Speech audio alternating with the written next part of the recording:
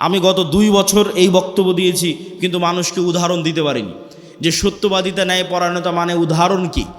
এখন অন্তত বক্তব্যে উদাহরণ দিতে পারবো যে শরীফ ওসমান হাদি হচ্ছে সত্যবাদিতা ন্যায়পরায়ণতার একটা অন্তত প্রতীক, যে জুলাই আগস্টের পর সব মানুষ নিজ নিজ দলের হয়ে গেল। আর যখনই আপনি কোনো দল করবেন, ওই দলের স্বার্থের বাইরে গিয়ে আপনার মুখ খুলবে না, জিহ্বা আটকা বন্ধ। আর যখনই আপনি গণতন্ত্রের রাজনীতির মধ্যে থাকবেন, তখন মিথ্যা আপনার রক্তের মধ্যে মিশে যাবে। কেন গণতন্ত্রের রাজনীতি এত নিকৃষ্ট, এত জঘন্য, যেখানে এক দল তো আর এক দলের বিরুদ্ধে বলবে একই আসনে মনোনয়ন প্রার্থী একজন আর একজনের নামে মিথ্যা বলবে। তাহলে ওই যে মিথ্যার কালচারের মধ্যে লিয়াজু, লবিং, আসন ভাগাভাগি, উমুককে নয় আমাকে দাও, এই পুরো কালচারটার মধ্যে ঢুকে আছে টাকার লেনদেন, 2 নাম্বারি, ধোকা, লবিং, লিয়াজু, এই পুরো কালচারটার মধ্যে ঢুকে আছে মিথ্যা, ধোকা, দুর্নীতি। তাহলে এই একটা কালচারের মধ্যে দিয়ে যে বড় হবে, এই এমপি, এই মন্ত্রী, এই মিনিস্টার যদি প্রাইম মিনিস্টারও হয়, আপনাদের কাছে সে নেতা হতে পারে আল্লাহর গায়েবের মূলনীতি অনুযায়ী ও গোলামের ঘরের গোলাম। তাহলে যত এমপি এই মিথ্যা, এই দুর্নীতির সাথে জড়িত, সে যদি প্রাইম মিনিস্টারও হয়, সে নেতা না গোলাম? একটু জোরে বলেন, নেতা না গোলাম? গোলাম। এটাই আল্লাহর মূলনীতি। এই মূলনীতির উপরেই আল্লাহ সুবহানাহু ওয়া তাআলা পৃথিবী প্রতিষ্ঠিত করেছেন। নেতা কখন? যখন সত্যবাদিতা ন্যায়পরায়ণতার উপর দাঁড়িয়ে আছে। তাহলে ওসমান হাদি একমাত্র ব্যক্তি ছিল যে দলের লেজুড় বৃত্তি না করে, দলের লিয়াজু লবিংয়ের মধ্যে না গিয়ে, আসন ভাগাভাগির মিথ্যা, দুর্গন্ধযুক্ত, নিকৃষ্ট কালচারের মধ্যে না গিয়ে, যেটা সত্য ওইটাই মানুষের মুখের উপর স্ট্রেট ফরওয়ার্ড বলে দিত। আর এই রকম একজন মেরুদণ্ডওয়ালা, যার মেরুদণ্ড আছে, যে স্ট্রেট ফরওয়ার্ড সত্য এবং ন্যায় বলতে পারে জ্ঞানের সাথে, বুদ্ধিমত্তার সাথে, এটাই নেতা, এটাই নেতা তৈরি হওয়ার রাস্তা। আর এই রকম একজন মেরুদণ্ডওয়ালা সত্যবাদী ন্যায়পরায়ণ নেতা ওই রকম লাখো দুর্নীতিগ্রস্ত নির্বাচিত এমপির চেয়ে পাওয়ারফুল। এবং ওই পাশ্চাত্যের আর আমাদের পাশের দাদাবাবুরা, তারা পর্যন্ত ভয় পায় এই রকম নেতাকে। কেন? ওই যে দুর্নীতির মধ্যে দিয়ে যে নেতা উঠে এসেছে, ওকে টাকা দিয়ে কিনে নেওয়া যাবে। ভারতও ওকে কালকে টাকা দিয়ে কিনে নিতে পারবে, আমেরিকাও ওকে কালকে টাকা দিয়ে কিনে নিতে পারবে। ওকে তোমার যত দুর্নীতি করার ইচ্ছা করো, টাকা পাচার করে নিয়ে আমার দেশে চলে আসো, আমি যা বলবো তাই শুনবা। তো ও যেহেতু এই দুর্নীতির প্র্যাকটিসের মধ্যেই বড় হয়েছে, তো কোনোদিন দেশের পক্ষে কাজ করবে না, অন্য দেশের গোলামি করবে, অন্য দেশের গোলামি করবে। আজকে আমরা এমন এক দিনে, এমন এক দুঃখ ভারাক্রান্ত পরিস্থিতিতে আমাদের আল জামিয়া সালাফিয়া দিনাজপুরের এই সালাফি কনফারেন্সে উপস্থিত হয়েছি।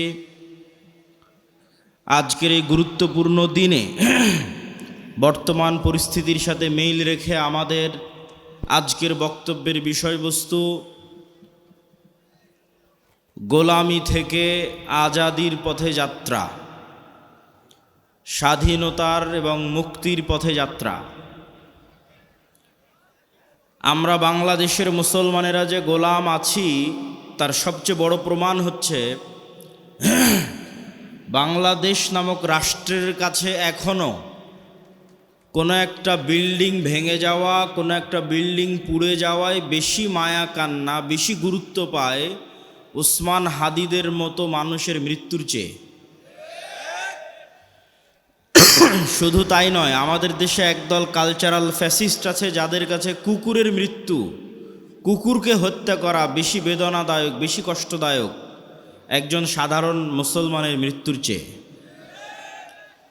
পাশাপাশি ফিলিস্তিনের গাজা এবং আমাদের পার্শ্ববর্তী রোহিঙ্গা, তাদের অবস্থা দেখলে আপনারা বুঝবেন যে আমরা গোলামির জীবনযাপন করছি। এবং এই গোলামি ঠিক বানু ইসরাইলেরা যে ফেরাউনের গোলাম ছিল, সেই গোলামি।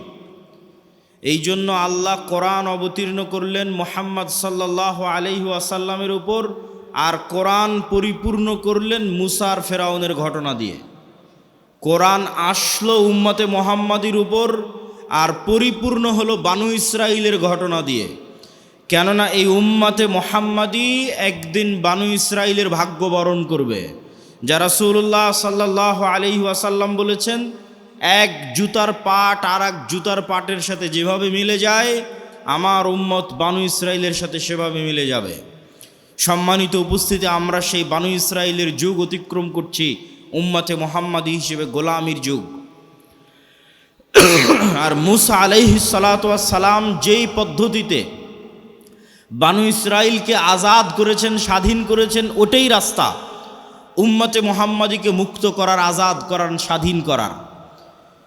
তো সেই রাস্তা আপনাদের সামনে তুলে ধরা আজকের বক্তব্যের বিষয়বস্তু। তবে বক্তব্যের শুরুতে আরেকটি জরুরি গুরুত্বপূর্ণ কথা। এই যে আল জামিয়া সালাফিয়ার বিবরণ শুনলেন, আপনারা রংপুর বিভাগের মানুষ, দিনাজপুরের মাটিতে এই যে বিশাল প্রতিষ্ঠান, বিশাল মসজিদ, ভবিষ্যতে একাডেমিক ভবন, আবাসিক ভবন, এগুলো যে গড়ে উঠতেছে, এগুলো শায়েখ আব্দুর রাজ্জাক বিন ইউসুফ বারবার আপনাদের বক্তব্যে বলেছে যে বিদেশি কোনো এনজিওর টাকায়, বিদেশি কোনো যে সংস্থা বা বিদেশি কারো এরকম কোনো টাকায় নয়, বরং আপনাদের মতো সাধারণ জনগণ, আমাদের দেশেরই যারা প্রবাসে থাকে তাদের টাকায়। তো দানের কথা বললে অনেক সময় মানুষ জিনিসটাকে নেগেটিভ নেয় যে আসলে দান কেন। এই জন্য 2-5 মিনিট দানের একটু কারণ শোনেন যে দান কেন।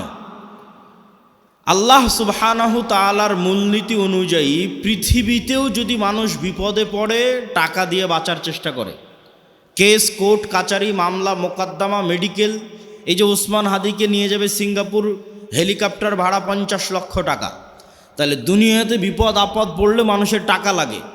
তো কিয়ামতের মাঠেও মানুষ যখন বিপদে পড়বে তখন টাকা দিয়ে বাঁচা যাবে, আল্লাহ টাকা দিয়ে বাঁচার সুযোগ করে দিবেন। কিন্তু আজকে দুনিয়াতে বিপদে পড়ে ওর কাছ থেকে চেয়ে নিয়ে টাকা একত্রিত করতেছি, কিয়ামতের মাঠে কারো কাছ থেকে চেয়ে টাকা একত্রিত করার সুযোগ থাকবে না।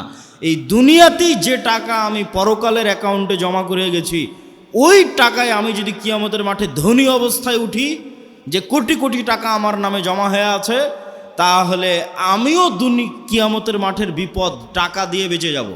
দলিল কোথায়? আল্লাহ নিজেই পৃথিবীতে জরিমানার সিস্টেম করেছে ইবাদতের কমতিতে, গুনাহের কাফফারায়। রমজান মাসে যখন তুমি স্ত্রীর সাথে সাংসারিক জীবনে গেছো, তখন তোমার কাফফারা হচ্ছে গোলাম আজাদ করা, 60 জন মিসকিনকে খাওয়ানো। তো গোলাম আজাদ করতে টাকা লাগে, 60 জন মিসকিনকে খাওয়াতে টাকা লাগে।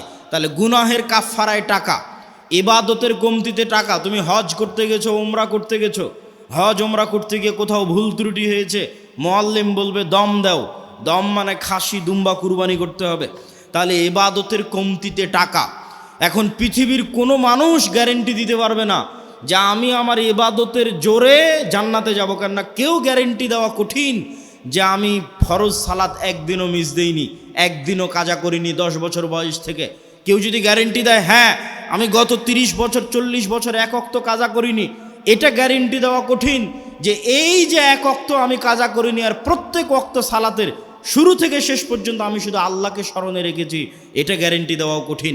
এই জন্য মানুষ ইবাদতের চ্যালেঞ্জে জান্নাতে যাওয়ার চ্যালেঞ্জ দিতে পারবে না, ঠিক গুনাহ থেকে মুক্ত থাকার গ্যারেন্টি কেউ দিতে পারবে না যে আমি নিষ্পাপ, আমি নিষ্কলুষ, আমি পাপ মুক্ত, এই গ্যারেন্টি কেউ দিতে পারবে না। তাহলে জান্নাতের গ্যারেন্টি কোথায়? জান্নাতের গ্যারেন্টি দুধের রাস্তায়। ইন্নাল্লাহা আশতারা মিনাল মুমিনিনা আনফুসাহুম ওয়া আমওয়ালাহুম বিআন্না লাহুমুল জান্নাহ। মানুষ যদি তার পৃথিবীর সবচেয়ে দামি সম্পদ, তার জীবন, তার নফস, তার রূহ, আল্লাহর রাস্তায় জীবন দিয়ে শহীদ হয়ে যায়, তাহলে ওই শহীদের রক্তের ফোঁটা মাটিতে পড়ার আগেই তার যত ইবাদতের কমতি আছে আর তার যত গুনাহের কাফফারা আছে সব মাফ হয়ে যায়। বলেন আল্লাহু আকবার। তাহলে নিশ্চিত জান্নাতের গ্যারেন্টি হচ্ছে জীবন দিয়ে শহীদ হওয়া। 2, নিশ্চিত জান্নাতের গ্যারেন্টি হচ্ছে টাকা দিয়ে জান্নাত কিনে নেওয়া। ইবাদতের কমতিও পূরণ হবে টাকা দিয়ে, গুনাহের কাফফারাও হবে টাকা দিয়ে। তবে নতুন করে টাকা বানানো যাবে না, এখন দিয়ে রাখতে হবে, তাহলে ওটা হবে। তবে আল্লাহর সাথে এই ব্যবসা, আল্লাহর সাথে এই বিজনেস ডিল লাভজনক। কি লাভজনক আল্লাহর সাথে এই ব্যবসায় বিজনেস ডিল? কেন লাভজনক? আল্লাহর সাথে এই বিজনেস শতভাগ লাভজনক। আপনি গুলশানে জমি কিনেন, ঢাকায় জমি কিনেন, রংপুর বিভাগে জমি কিনেন, এই যে জমি কিনবেন, আপনি টাকা দিলেন, জমি নিলেন, তাই এখন যে আপনি দান করছেন এই টাকা কি আল্লাহর কাছে যাচ্ছে? কথা বলেন না, যে আল্লাহর কাছে যাচ্ছে? যায় না তো। এই টাকা দিয়ে যদি একটা ফ্যান কিনা হয় তাহলে ওই ফ্যানের বাতাস আপনিই খাবেন।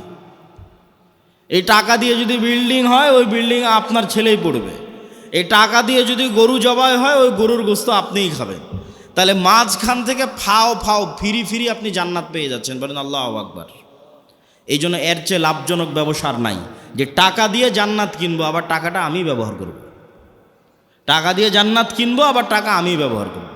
মসজিদে আমি সালাত আদায় করবো, মাদ্রাসায় আমার ছেলে মেয়েই পড়বে, ফ্যান এসির বাতাস আমিই খাবো, যদি নিজে কুরবানি দিই কুরবানির গোস্ত আমি খাবো। শুধু ফাও ফাও ফিরি ফিরি আল্লাহ জান্নাত দিয়ে দিলেন। এই জন্য টাকা মোস্ট পাওয়ারফুল। এই জন্য ধনী অবস্থায় কিয়ামতের মাঠে উঠতে হবে, এটার চেষ্টা করতে হবে। কেন, কিয়ামতের মাঠে বিপদে পড়লে কেউ বাঁচাতে পারবে না, আপনার টাকাই আপনাকে বাঁচাতে পারবে যদি দিয়ে গিয়ে থাকেন, যদি দুনিয়াতে থাকা অবস্থায় দিয়ে গিয়ে থাকেন। এটার সাহায্য নিয়ে আপনি কিয়ামতের মাঠে বাঁচতে পারবেন।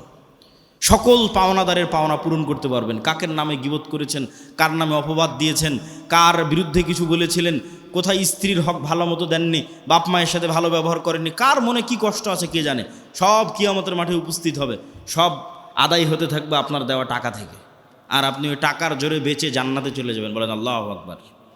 এই জন্য প্রত্যেক মানুষের প্রোডাক্টিভ হতে হবে, ধনী হতে হবে, আল্লাহ রাস্তায় দান করতে হবে, ওসমান ইবনে আফফানের মতো হালাল উপায়ে।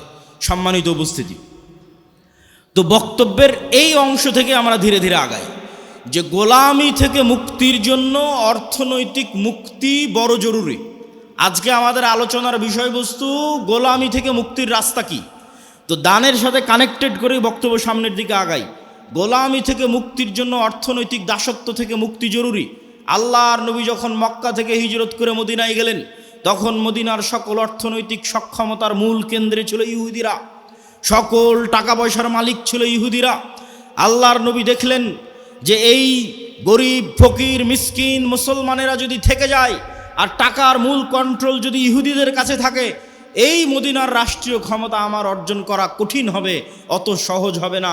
এই জন্য ইহুদিদের হাত থেকে অর্থনৈতিক কন্ট্রোল মুসলমানদের হাতে নিতে হবে। আল্লাহর নবী মক্কার মুশরিকরা, মক্কার কোরাইশরা ছিল আগে থেকেই ব্যবসায়ী। লিইলাফি কোরাইশ ইলাফিহিম রিহলাতাশ শিতা ওয়াস সাইফ। তো এই মক্কার কোরাইশরা আগে থেকেই ব্যবসায়ী ছিল।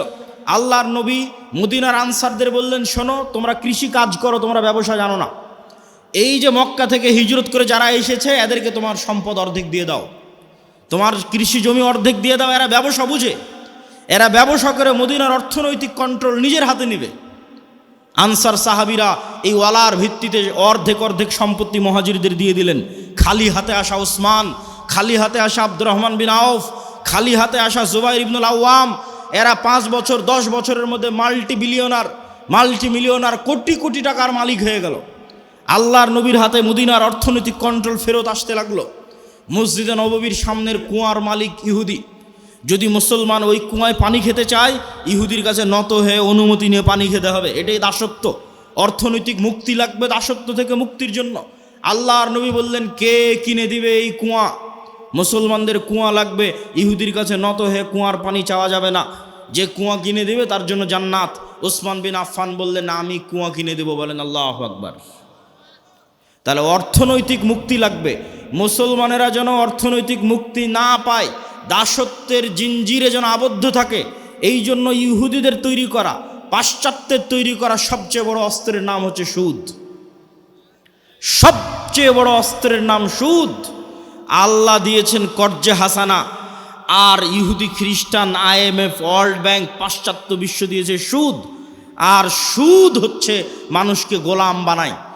আপনি হিস্ট্রি স্টাডি করে দেখেন, ফেরাউন বানু ইসরাইলদের কি দিয়ে গোলাম বানাতো, আশ্চর্য হবেন।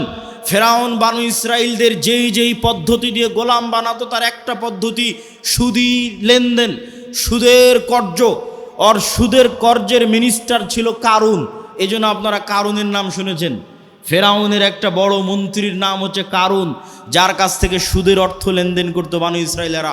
সব সুদের ঋণী ছিল, এই জন্য সব গোলাম ছিল। তাহলে বানু ইসরাইলকে গোলাম বানানোর একটা স্ট্র্যাটেজি ছিল সুদ। আজকের মুসলিম উম্মাহকে গোলাম বানানোর একটা স্ট্র্যাটেজি হচ্ছে সুদ। পুরো দেশ গোলাম সুদের ঋণের কারণে। পুরো একটা মুসলমানদের বলে পারমাণবিক শক্তির অধিকারী পাকিস্তান, এই পুরো একটা রাষ্ট্র গোলাম শুধু এই সুদী ঋণের কারণে। ওই যে বাপ দাদার কাছ থেকে, প্রভুর কাছ থেকে সুদ নিয়ে রেখেছে, ওদের পারমিশন ছাড়া ওই পারমাণবিক অস্ত্রে চাপও দিতে পারবে না, ফাও, কোনো কাজ নাই। তাহলে মুক্তির জন্য অর্থনৈতিক মুক্তি খুবই জরুরি। আর এই অর্থনৈতিক মুক্তির জন্য সুদের আযাব থেকে মুক্তি জরুরি। সুদ কেন গোলাম বানায়?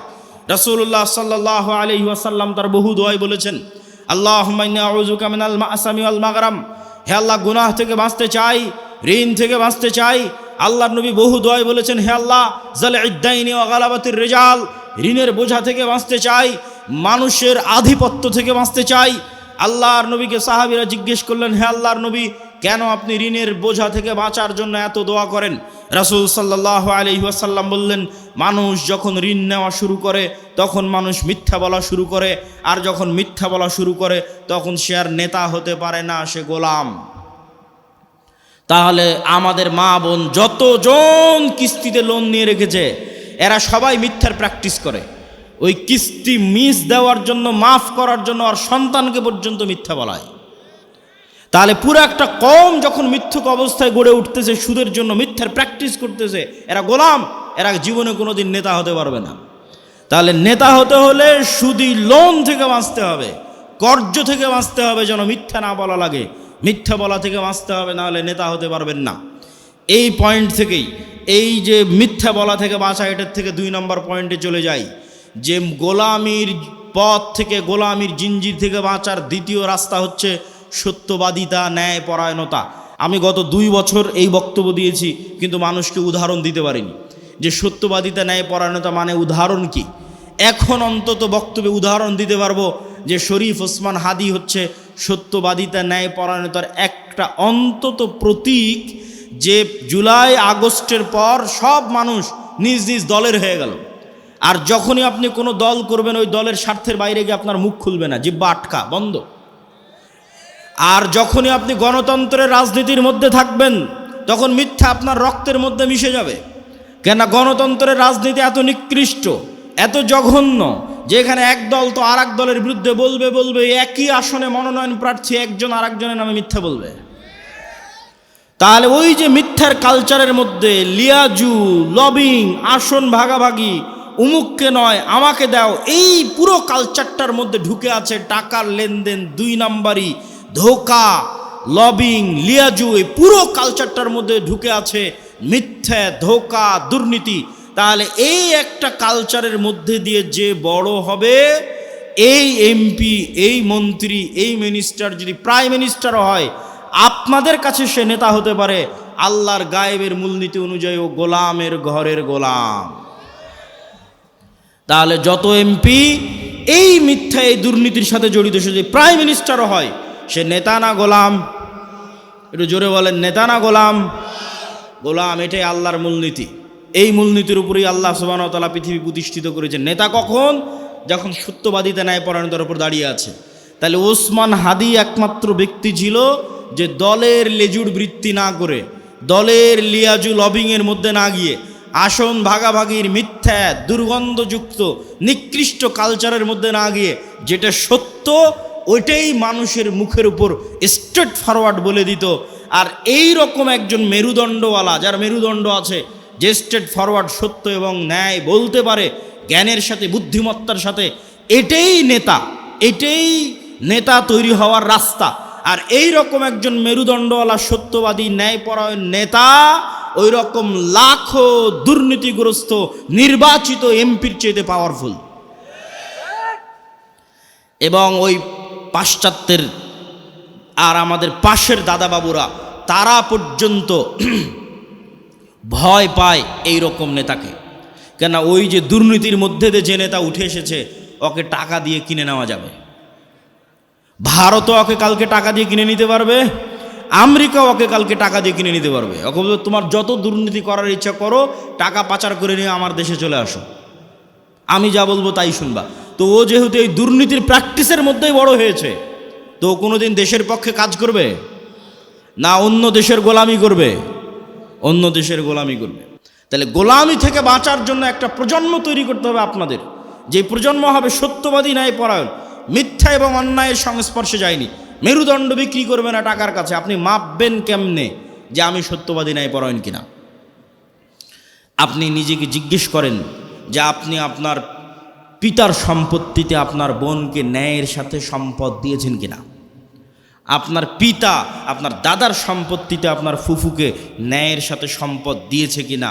যদি দেখেন হ্যাঁ ন্যায়ের সাথে বন্টন হয়েছে, তাহলে আপনার মধ্যে নেতৃত্বের গুণ আছে, আল্লাহর দৃষ্টিতে আপনি নেতা হতে পারবেন।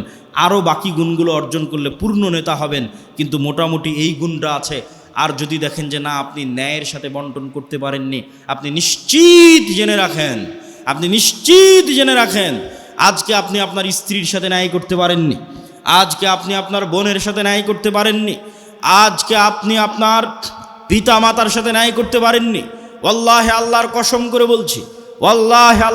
করে বলছি যে তার বোন তার ফুফুর সাথে ন্যায় করতে পারেনি, এই ব্যক্তিও যদি নির্বাচিত হয়ে ক্ষমতায় আসে, সেও গত 16 বছরের চেয়ে বড় দুর্নীতিবাজ হবে।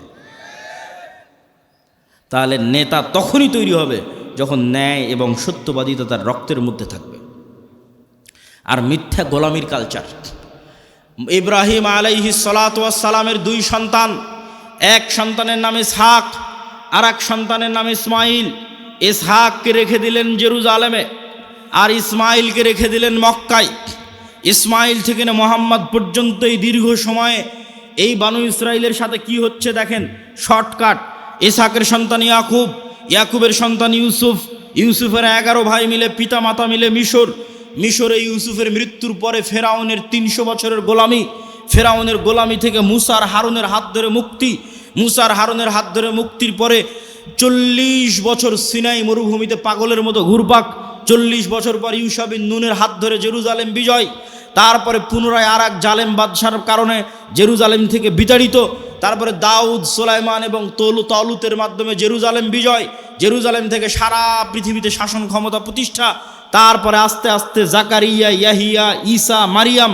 এই যে দীর্ঘ সময় বানু ইসরাইলের চরম উত্থান পতন হয়েছে। 2-3 বার গোলামির জিঞ্জিরে আবদ্ধ হয়েছে। তার মধ্যে সবচেয়ে বড় গোলামি ছিল ফেরাউনের 300 বছর। এই গোলামির জিঞ্জিরে আবদ্ধ হওয়ার কারণে এরা নবীর সন্তান হওয়ার পরও, ইব্রাহিমের সন্তান হওয়ার পরও, ইসহাকের সন্তান হওয়ার পরও এরা মিথ্যা বলা, ধোকা দেওয়া, 2 নম্বরই রাস্তা শিখে নিয়েছিল। এই জন্য আল্লাহ বলল শনিবারের দিন তোমরা মাছ ধরবা না। দাউদ কোরআন পড়ে, মাছেরা কোরআন শুনতে আসে, জাবুর শুনতে আসে। এরা করলো কি, শনিবারের দিন মাছগুলো আটকে রেখে দিল, রবিবারের দিন ধরলো। কি পরিমাণ ধোকাবাজ! অথচ এরা নবীর সন্তান, ইব্রাহিমের সন্তান, এই সিলসিলার সন্তান। আর এই দিকে এই যে ইসমাইল থেকে মোহাম্মদ পর্যন্ত এই লম্বা সময়, সেম টাইম, এই লম্বা সময়ে মক্কায় কোনো নদী নাই, মক্কায় কোনো ফল ফসল উৎপাদন হয় না, মক্কা কোনো বড় ব্যবসায়িক কেন্দ্র নয়, মক্কা কোনো বড় রাজনৈতিক কেন্দ্র নয়। ফলত বিশ্বের কোনো পরাশক্তি, না রোমান না পারস্য, কেউ মক্কা দখল করেনি। মক্কা দখল করে কেউ কোনোদিন ইসমাইলের সন্তানদের গোলাম বানায়নি। ফলত ইসমাইল থেকে মোহাম্মদ পর্যন্ত ইসমাইলের সন্তানেরা শিরকে লিপ্ত হলেও 2 নম্বরই দুর্নীতি, জুয়াচুরি, ধোকা, এই রাস্তাগুলো থেকে অনেক অনেক দূরে ছিল। এর 2-1টা উদাহরণ আপনি দেখতে পাবেন। Abdul Muttalib, Abu Taleb, Abu Sufian. Abdul Muttalib Muhammad সাল্লাল্লাহু আলাইহি ওয়াসাল্লামের দাদা, ইনি মুশরিক, কিন্তু আব্দুল মুত্তালিবের হিস্ট্রিতে কেউ দেখাতে পারবে না যে ও মিথ্যুক, মানুষের সম্পদ মারে নাই, 2 নম্বরই করে ধোকাবাজি করে, এটা দেখাতে পারবে না। আবু তালেব মুহাম্মদ সাল্লাল্লাহু আলাইহি ওয়াসাল্লামের চাচা, মৃত্যু পর্যন্ত ইসলাম গ্রহণ করেনি আল্লাহর নবী এতবার বলার পরেও। কিন্তু আবু তালেব সত্যবাদী ছিল, ন্যায়পরায়ণ ছিল, মানুষকে ধোকা দিয়ে, মানুষের টাকা নিয়ে মেরে খাওয়া, জুয়াচুরি, ধোকাবাজি এগুলো বুঝতো না। এই জন্য আল্লাহর নবী বলে গেছে, আল আইম্মাতু মিন কুরাইশ।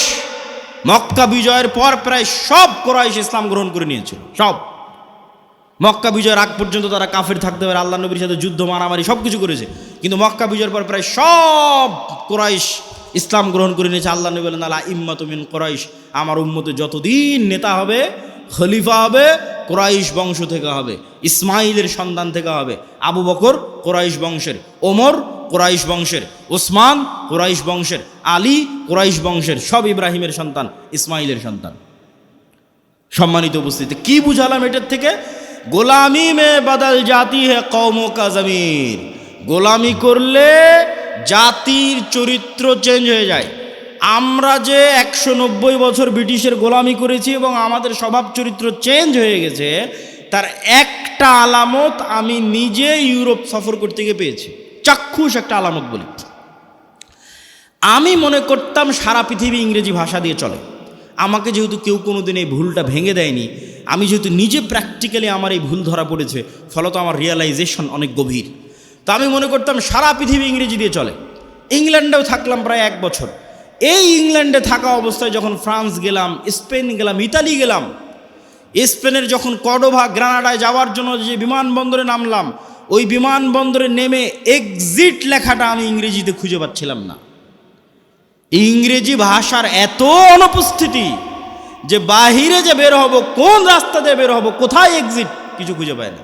সব স্প্যানিশ ল্যাঙ্গুয়েজ। যারা এয়ারপোর্টে দায়িত্ব পালন করছে, ওদের সাথে গিয়ে যে ইংরেজিতে কথা বলবো, ওরাও ইংরেজি বোঝে না। আরে অন্তত এয়ারপোর্টে দায়িত্বশীল তো ইংরেজি বুঝবে। এত উন্নত রাষ্ট্র স্পেন, এত উন্নত রাষ্ট্র ফ্রান্স, এত উন্নত রাষ্ট্র ইতালি, ইংরেজি জানে না। আমার তো মাথায় ঘুরে গেল, কেন ইংরেজি জানে না। তখন আমি রিয়ালাইজ করলাম, আমার মদিনা ইসলামী বিশ্ববিদ্যালয়ের বন্ধু বাড়ি আফ্রিকা, ও বলতো আর ভাষা ফরাসি। আমি তখন এটা না অত গভীর চিন্তা করিনি যে ওর ভাষা ফরাসি কেন। ফ্রান্সে যখন গেলাম দেখি ফ্রান্সে সব আফ্রিকান মুসলমান। ফ্রান্সে ভারত পাকিস্তানের মুসলমান কম, আফ্রিকার মুসলমান বেশি।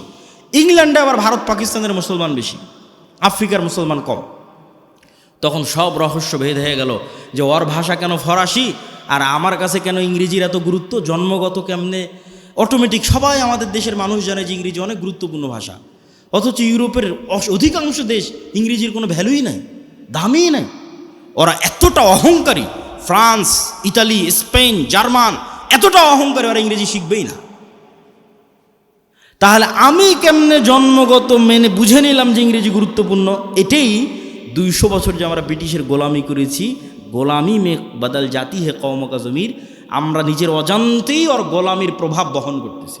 আমি আব্দুল্লাহ নিজের অজান্তেই, আমার পূর্বপুরুষ 190 বছর ব্রিটিশের গোলাম ছিল, তার প্রভাব আমি আমার অজান্তে বহন করতেছি। আর আমার ওই বন্ধু যে আফ্রিকায় বাড়ি, ও ওর অজান্তে ইউরোপীয় উপনিবেশের গোলামির চিহ্ন বহন করতেছে। ঠিক এই যে আপনি দেখতেছেন মুসলমানরা মারামারি, কাটাকাটি, এই যে গণতন্ত্রের কালচার টিকিয়ে রাখা আছে, যেন এখানে আর সুদের কালচার টিকিয়ে রাখা আছে, যেন একটা মুসলমান নেতা সত্যবাদী ন্যায়পরায়ণ বের হয়ে আসতে না পারে, সব যেন মিথ্যুক আর দুর্নীতিবাজ বের হয়। এই জন্যই গণতন্ত্র দিয়ে রাখা আছে, এই জন্যই সুদী ব্যবস্থা দিয়ে রাখা আছে। কেননা এই কালচারের মধ্যে থাকলেও মিথ্যুক দুর্নীতিবাজ হবে। আর 190 বছর ব্রিটিশের গোলামিতে ওটাই শিখেছে। কেননা গোলাম তো একটা রুটির জন্য মারামারি করে, গোলাম একটা রুটির জন্য আরেকজনকে হত্যা করে দিতে পারে। তাহলে এই যে গোলামির কালচার, এই গোলামির কালচার যতক্ষণ আপনি না ভাঙবেন, যেটা আমরা বহন করছি আমাদের অজান্তে ব্রিটিশদের গোলামির কারণে, যেমনটা বানু ইসরাইলরা ফেরাউনের গোলামি থেকে শিখেছিল, এই কালচার আমাদের ভাঙতে হবে। এই কালচার যতক্ষণ না ভাঙতে পারবেন, নেতা হতে পারবেন না। সত্যবাদী ন্যায়পরায়ণ হন, ইসমান হাদির মতো অটোমেটিক নেতা হয়ে যাবেন। আর এই গণতন্ত্রের কালচারে এইরকম সত্যবাদী ন্যায়পরায়ণ নেতা সহ্য করার মতো ক্ষমতা এই আধিপত্যবাদী দখলদারি শক্তির নাই, ফলত গুলি করে উড়িয়ে দিবে। সম্মানিত উপস্থিতি, পয়েন্ট নাম্বার 3, আমাদের 1 নাম্বার পয়েন্ট ছিল অর্থনৈতিক মুক্তি লাগবে গোলামি থেকে মুক্তির জন্য। 2 নাম্বার পয়েন্ট ছিল সত্যবাদী ন্যায়পরায়ণ হতে হবে। পয়েন্ট নাম্বার 3, ইমান বিল গায়েব এবং গায়েবী মদদ। একটা মূলনীতি আজকে এখান থেকে মুখস্থ করে যান, আল্লাহর আসমানি সাহায্য ছাড়া ইসলাম এবং মুসলমানদের বিজয় অসম্ভব, ফুল স্টপ। দুনিয়াবি শক্তি দিয়ে ইসলাম এবং মুসলমানদের বিজয় অতীতে কোনোদিন হয়নি, ভবিষ্যতে কোনোদিন হবে না, ফুল স্টপ। নবীদের হয়নি, আমার আপনার হবে না। মুসা দুনিয়ার শক্তি দিয়ে বিজয় লাভ করেনি, ইউশা বিন নুন দুনিয়ার শক্তি দিয়ে বিজয় লাভ করেনি, দাউদ সুলাইমান দুনিয়ার শক্তি দিয়ে বিজয় লাভ করেনি। মুহাম্মদ সাল্লাল্লাহু আলাইহি সাল্লাম বদরে, উহুদে, খন্দকে, বদরে মক্কার কাফের মুশরিক 1000, মুহাম্মদ সাল্লাল্লাহু আলাইহি সাল্লাম 300, উহুদে মক্কার কাফের মুশরিক 2000, মুহাম্মদ সাল্লাল্লাহু আলাইহি সাল্লাম 700, খন্দকে মুহাম্মদ সাল্লাল্লাহু আলাইহি সাল্লাম 700 থেকে 1000। আর মক্কার কাফের মুশরিক শুধু নয়, সারা আরবের কাফের মুশরিক একত্রিত হয়েছে 10,000। খন্দকের যুদ্ধে কোনো দুনিয়াবী শক্তি নাই যা মুহাম্মদ সাল্লাল্লাহু আলাইহি ওয়াসাল্লামকে জয় লাভ করাতে পারে। এত অসম যুদ্ধ পৃথিবীতে হয় না, কিন্তু এই প্রত্যেকটা যুদ্ধে মুহাম্মদ সাল্লাল্লাহু আলাইহি ওয়াসাল্লাম জয় লাভ করেছে দুনিয়াবী শক্তিতে না কার সাহায্যে? আল্লাহর সাহায্যে। আর একটা যুদ্ধে সাহাবীরা মনে করেছিল যে আজকে আমরা দুনিয়ার শক্তি দিয়ে জিতবো, ওই যুদ্ধের নাম হুনাইন। মক্কা বিজয়ের পরে এই যুদ্ধ হয়েছিল। মক্কা বিজয় যখন সব মুসলমান হয়ে গেছে, 12,000 সাহাবী হুনাইনের যুদ্ধে, আল্লাহর নবী নিজে চোখে কোনোদিন দেখেইনি, তার পিছে 12,000 মানুষ দাঁড়িয়ে আছে। সাহাবীরা কোনোদিন দেখেনি 12,000-এর জামাত। 300 জন নিয়ে যুদ্ধ করেছে, 700 নিয়ে যুদ্ধ করেছে, 1000 নিয়ে যুদ্ধ করেছে, আজকে হুনাইনে 12,000। তখন সবার আল্লাহর উপর, মুহাম্মদ সাল্লাল্লাহু আলাইহি ওয়াসাল্লাম বাদ দিয়ে অধিকাংশ সাহাবীর আল্লাহর উপর ভরসা কমে নিজেদের উপর ভরসা চলে এসেছে। যে আজকে হাই কনফিডেন্স, মক্কা বিজয় করেছি আর এখন হুনাইনের যুদ্ধ আমাদের পরাজিত করে কে? আর হুনাইনের যুদ্ধ শুরু হওয়ার আধা ঘন্টা পার হয়নি, 1 ঘন্টা পার হয়নি, সব দৌড়ে দৌড়ে পালাচ্ছে। তাহলে নবীর জীবদ্দশায় দুনিয়ার শক্তিশালী হওয়ার পরেও বিজয় হচ্ছে না পরাজয় হচ্ছে? একটু জোরে বলেন তো, জয় হচ্ছে না পরাজয় হচ্ছে? নবীর জীবদ্দশায় দুনিয়ার শক্তিতে বিজয় হচ্ছে না। কার সাহায্য লাগে বিজয়ের জন্য? আল্লাহর সাহায্য লাগে। এই আল্লাহর সাহায্য পাওয়ার সিক্রেট যতদিন না জানবেন, আর এই সিক্রেট যতদিন বাস্তবে প্রয়োগ না করবেন, ততদিন দুনিয়ার রাস্তা দিয়ে আপনি যতই চেষ্টা করেন আপনার বিজয় হবে না। এটা নিশ্চিত জেনে রাখেন। আপনার ভরসা দুনিয়ার উপর দেখেই তো আপনি চেষ্টা করতেছেন যে হ্যাঁ, মন্দিরগুলো পাহারা দিয়ে যদি ভোট পাওয়া যায়। মন্দির পাহারা কেন? আপনি যদি প্রত্যেকটা হিন্দুকে একটা করে মন্দির বানিয়ে দেন, দিয়ে যদি মনে করেন দুনিয়ার শক্তি দিয়ে ইসলামকে বিজয় করবেন, আপনার ব্যক্তি স্বার্থ আদায় হতে পারে। দুনিয়ার শক্তি দিয়ে ইসলাম বিজয় হয় না, হয়নি, কিয়ামত পর্যন্ত হবে না। তাহলে ইসলাম বিজয় হবে কোনটা? যেটাতে আল্লাহর সাহায্য আসবে। আল্লাহর সাহায্য পাওয়ার শর্ত পূরণ করেন, ইসলাম বিজয় হবে। আর আল্লাহর শর্ত পাওয়ার সাহায্য পূরণ করবেন না, আল্লাহর ঠেকা পড়েছে, আপনাকে দিয়ে ইসলামকে বিজয় করতে হবে। আল্লাহ বলেছে ইউরিদুনা লিইউতফিউ নূরাল্লাহ ওয়াল্লাহু মুতিম্মু নূরিহি ওয়ালাউ কারিহাল কাফিরুন। ইসলাম আল্লাহর নূর, আর এই নূর সারা পৃথিবীতে বিজয়ী হবে, এটা আল্লাহর ওয়াদা। বলেন আল্লাহু আকবার। হুয়াল্লাযী আরসালা রাসূলাহু বিল হুদা ওয়া দীনিল হক লিইয়ুযহিরাহু আলা দ্বীনি কুল্লি।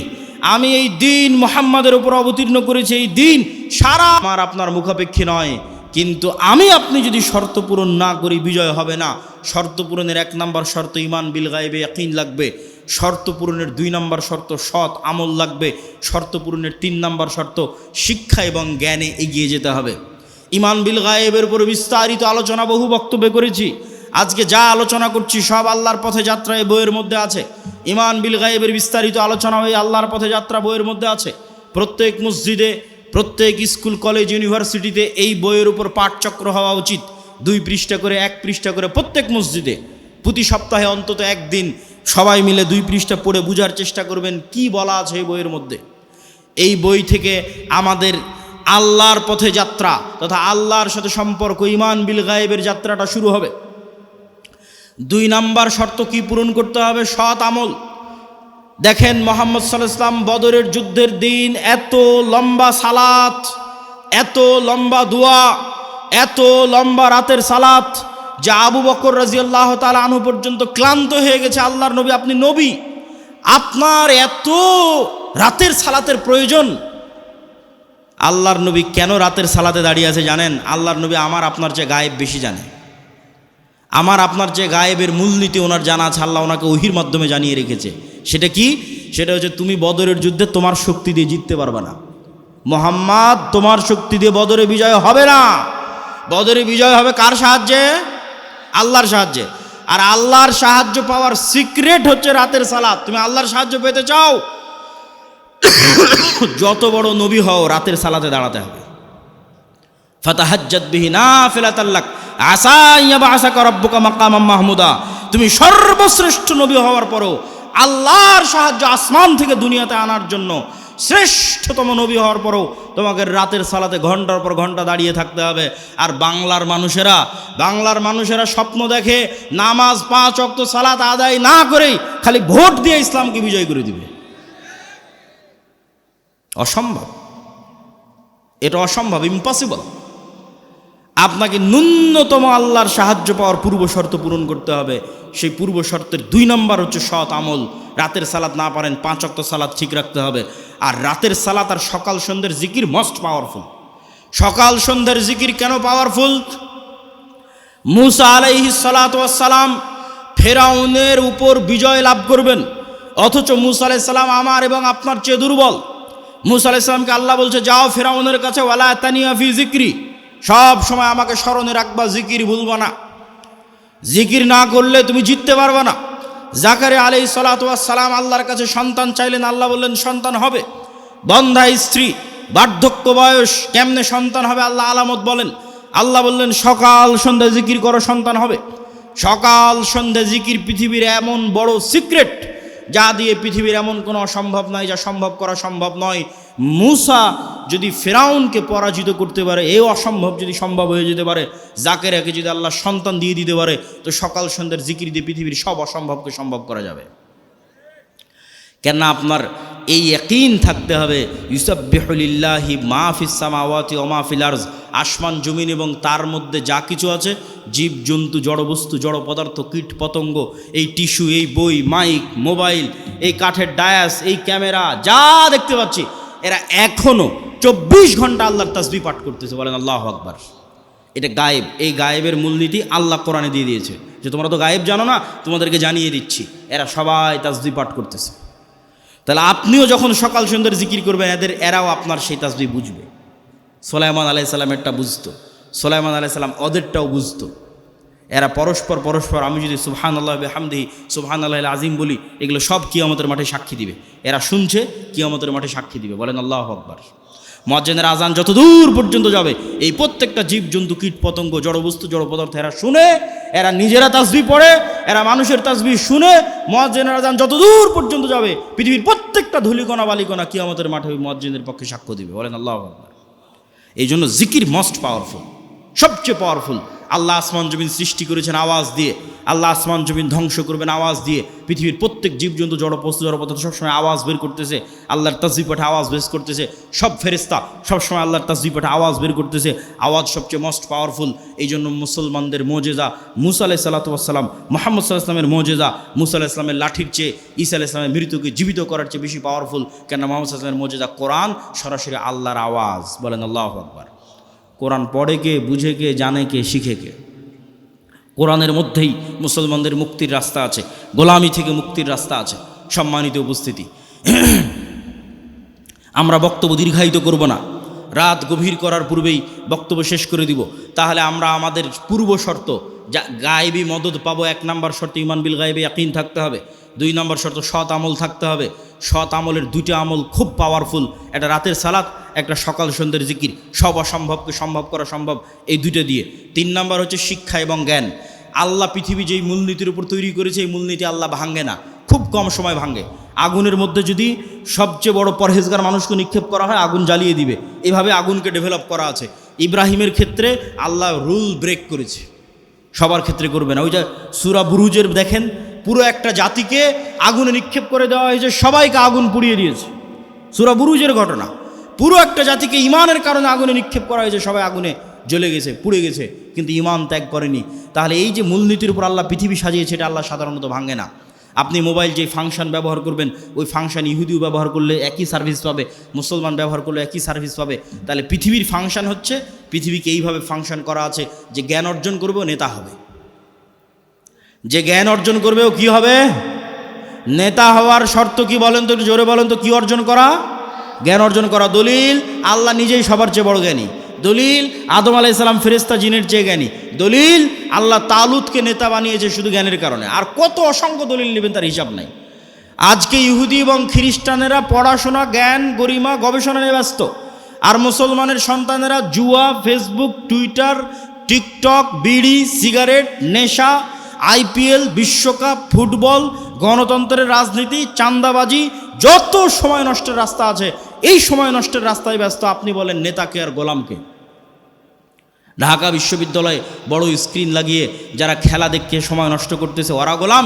না অক্সফোর্ড, ক্যামব্রিজে যারা পড়াশোনা, জ্ঞান অর্জন করছে, ওরা গোলাম? এই মূলনীতি আল্লাহ সুবহানাহু ওয়া তাআলা ভাঙবেন না যতক্ষণ না আপনি চেষ্টা না করেন। হ্যাঁ, আপনি যদি চেষ্টা করেন যে হ্যাঁ আমি জ্ঞানী হব, এই জ্ঞানী হওয়ার পাশাপাশি আগের যদি সব শর্ত পূরণ থাকে, যা যা বলেছি, আপনার যদি সৎ আমল থাকে, আপনি যদি সত্যবাদিতা ন্যায়পরায়ণতার উপর অটল থাকেন, বিক্রি না হন, আপনার যদি ঈমান বিল গায়বে ইয়াকিন থাকে, তাহলে এরকম যদি 500টা ওসমান হাদি তৈরি হয়ে যায়, এরকম যদি 500 যুবক তৈরি হয়ে যায়, তাহলে শুধু বাংলাদেশের ক্ষমতা নয়, সারা পৃথিবীর ক্ষমতা অর্জন করতে পারবেন। বলেন আল্লাহু আকবার।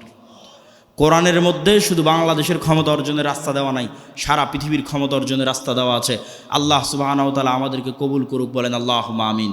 আমরা যেন আমাদের একটা প্রজন্মকে এই আদর্শগুলোর উপর গড়ে তুলতে পারি। এই জন্যই তো আমরা মক্তব করছি, এই জন্যই তো মাসিক আল ইতিসাম আপনাদের নিতে বলছি, এই জন্যই তো আমাদের মক্তবের সিলেবাস আমার লেখা, যাতে আপনাদের সন্তানদের ব্রেনের মধ্যে আমরা এই জিনিসগুলো ঢুকিয়ে দিতে পারি। আমি জানি না কেন এখনও আপনারা মক্তবের ট্রেনিংয়ের জন্য আপনাদের শিক্ষকদের পাঠান না। যাতায়াত খরচ লাগে না, বই পুস্তকের খরচ লাগে না, থাকা খাওয়ার খরচ লাগে না, তারপরেও আপনি মক্তবের ট্রেনিংয়ে নাই, শুধু প্রোগ্রাম নেওয়ার সময় আছেন। এই সিস্টেম পরিবর্তন করতে হবে। মক্তবি মূল, শতভাগ মুসলমানের সন্তানকে কোরআন ও দিন শিখাতে হবে। কোথায় শিখাবো? জামিয়া সালাফিয়ায় সম্ভব নয়। জামিয়া সালাফিয়া বা মাদ্রাসায় সারা বাংলাদেশের 2% ছেলে মেয়ে পড়ে। শতভাগ মুসলমানের সন্তানকে কোরআন ও দিন শিখাতে চাইলে মসজিদেই যেতে হবে, মক্তবে যেতে হবে। এই জন্য আমি কড়া করে বলেছি যে মসজিদের এসি বিক্রি করে তোমরা মক্তব চালাও। এই জন্য বলেছি ওই কমিটিকে পদত্যাগ করাও যে মসজিদে মক্তব চালাতে পারে না, আর টাইলস খুলে নিয়ে গিয়ে মক্তবে শিক্ষকের বেতন দাও। তুমি বুঝো না শিক্ষার গুরুত্ব, জ্ঞানের গুরুত্ব? ইহুদি খ্রিস্টানদের থেকে দেখে শিখতে পারো না? শুধু দুনিয়াবি সাজ সজ্জা চাক চিক্ক দিয়ে নেতৃত্ব হয় না, জ্ঞান ছাড়া নেতা হওয়ার কোনো রাস্তা নাই। এই জন্য মক্তব পরিচালনা করতে হবে, শিক্ষকদের ট্রেনিং দিতে হবে, মাসিক আল ইতিসাম প্রতি মাসে নিতে হবে। এত ব্যস্ততার মধ্যে প্রতি মাসে 3টে লেখা থাকে মাসিক আল ইতিসামে, আমার নিজের সম্পাদকীয় থাকে, মিন্নাতুল বাড়ি থাকে, স্বাভাবিক একটা প্রবন্ধ থাকে। আপনাদের আজকের একদিনের নাস্তার চাইতেও 1 মাসের একটা মাসিক আল ইতিসামের দাম কম। ওই মাসিক আল ইতিসাম যদি আপনি না নেন, না পড়েন, তাহলে আপনার কাছে আমি মেসেজটা পৌঁছাবো কীভাবে? এই একদিনের তো এটা অস্থায়ী সম্পর্ক। এই জন্য মাসিক আল ইতিসাম, মক্তব, জামিয়া সালাফিয়ার সাথে শিক্ষা প্রতিষ্ঠানগুলোকে মুআদালা করা, এবং আমাদের যে কর্জে হাসানা প্রজেক্ট আমরা চালু করেছি মুসলিম বাইতুল মাল, সুদের বিরুদ্ধে যুদ্ধ করার জন্য, মুসলিম সন্তানদেরকে অর্থনৈতিকভাবে সুদ মুক্ত রাখার জন্য আমাদের এই মুসলিম বাইতুল মালের কর্জে হাসানা প্রজেক্টে আমরা ইতিমধ্যেই 30-এর অধিক মানুষকে কর্জ দিয়েছি। প্রায় 15 থেকে 20 লক্ষ টাকার কাছাকাছি আমাদের কর্জ দেওয়া আছে। এটা ধীরে ধীরে আরও বাড়তেছে।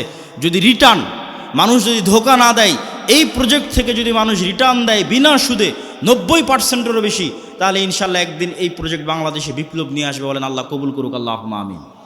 একদিন এটা বাংলাদেশের শতভাগ ইসলামী ব্যাংকে পরিণত হয়ে যাবে ইনশাল্লাহ, যদি আল্লাহ কবুল করে। বলেন আল্লাহুম্মা আমিন। এই জন্য আমরা কি আহ্বান করেছি জানেন? আমরা আমাদের কর্জে হাসানা ফান্ডে কারো দান চাই না। কেন? আমরা চাই মানুষের মধ্যে কর্জে হাসানা কালচার তৈরি হোক। আপনি আপনার ব্যাংকে যে টাকা ফেলে রেখেছেন, আপনার বিকাশে নগদে যে টাকা ফেলে রেখেছেন, ফিক্সড ডিপোজিট করে রেখেছেন, আল্লাহর বাস্তে ওই টাকা উঠিয়ে আমাদের মুসলিম বাইতুল মালের কর্জে হাসানা ফান্ডে জমা দেন। আপনার যখন প্রয়োজন আবার উঠিয়ে নেবেন। আমরা আপনার ওই টাকা থেকে ন্যূনতম একটা অংশ, দেখা যাচ্ছে 10-2%, 3% একটা অংশ হয়তো আমরা দিনী ভাইদের কর্জ দিচ্ছি। আবার ওই কর্জ যখন রিটার্ন আসছে তখন আবার সেখানে ওটা অ্যাড হয়ে যাচ্ছে, আর আপনি যখন চাচ্ছেন তখন আপনি ফেরত পেয়ে যাচ্ছেন। আলহামদুলিল্লাহ, আমাদের অনেক ভাই আমাদের কর্জে হাসানা ফান্ডে তাদের টাকা জমা রেখেছে, এবং তাদের যখন প্রয়োজন হচ্ছে তখন তারা ফেরতও নিচ্ছে। এটা একটা আমরা কালচার তৈরি করতে চাচ্ছি, যাতে আমাদের সেই সুদূর প্রসারী যে লক্ষ্য আছে সেই লক্ষ্যের দিকে এগিয়ে যেতে পারি। আল্লাহ সুবহানাহু ওয়া তাআলা আমাদের কবুল করুক। আর সবার প্রতি আহ্বান থাকবে, আমাদের বইগুলোকে মূল্যায়ন করবেন, বিশেষ করে আল্লাহর পথে যাত্রা এবং শাইখ আব্দুর রাজ্জাক বিন ইউসুফের যে বই আছে, সালাতের বই, দোয়ার বই, আর জামিয়া সালাফিয়ার জন্য দোয়া করবেন, এবং শরীফ ওসমান হাদি ভাই সহ বাংলাদেশের জন্য দোয়া করবেন। আল্লাহ যেন বাংলাদেশের 16 কোটি মুসলমানকে হিন্দুদের দয়ার ওপর ছেড়ে না দেয়। বলেন আল্লাহুম্মা আমিন।